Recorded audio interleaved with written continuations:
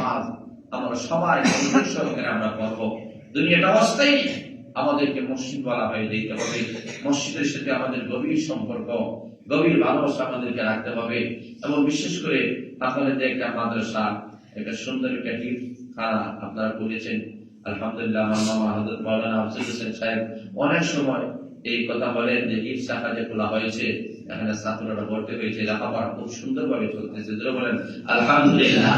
এটা আলহামদুলিল্লাহ আপনাদের এলাকার ওলামা ইকরাম, মুরব্বিয়ান ইকরাম, যুব সমাজরা সর্বস্তরের মাধ্যমে এই প্রতিষ্ঠানটা চলতেছে। যারা বলেন আলহামদুলিল্লাহ।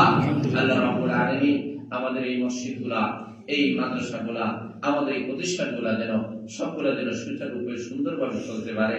আমাদের এলাকার সর্বস্তরের দেশ বিদেশ থেকে প্রত্যেকে আলহামদুলিল্লাহ টাকা দিয়ে, পয়সা দ্বারা, শ্রম দ্বারা আর সর্বাত্মকভাবে আলহামদুলিল্লাহ আমাদের এলাকাগুলোকে উন্নতির দিকে নিয়ে যাওয়ার জন্য প্রাণপণ চেষ্টা করতেছেন। জোরে বলেন আলহামদুলিল্লাহ। আমাদের এলাকার মধ্যে কোনো জিনিসের অভাব নাই আলহামদুলিল্লাহ। স্কুল বলেন, কলেজ বলেন, আর আমাদের মসজিদ বলেন, মাদ্রাসাগুলো বলেন, প্রত্যেকটা জিনিস খুব মনোরম। আমরা এলাকার মানুষেরা বড় দিনদার, বড় আল্লাহওয়ালা, বড় পরেজগার, প্রত্যেকেই চান যে আমাদের এলাকার মসজিদ হোক, মাদ্রাসা হোক, প্রতিষ্ঠান হোক, যে কোনো লেভেলের হোক, প্রত্যেকটা জিনিসকে উন্নতির দিকে নেওয়ার জন্য প্রাণপণ চেষ্টা করেন। আল্লাহ রাব্বুল আলামিন এই এলাকা যত মুর্দেগান যারা এই মসজিদের জন্য, এই প্রতি মসজিদের জন্য এবং এলাকার উন্নয়নের জন্য যারা কাজ করে গেছেন, আমি দিল থেকে, মন থেকে তাদের জন্য দোয়া করি। আল্লাহ রাব্বুল আলামিন প্রত্যেকের কবরকে যেন জান্নাতের বাগান বানায় দেন, বলেন আমিন।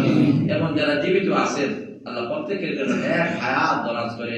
প্রবাসের মধ্যে যারা আছেন, ব্যবসা বাণিজ্য চাকরির মধ্যে যারা আছেন, প্রত্যেকের অবস্থা যেন আল্লাহ আরো স্বাবলম্বী করেন, আরো সুন্দর করেন।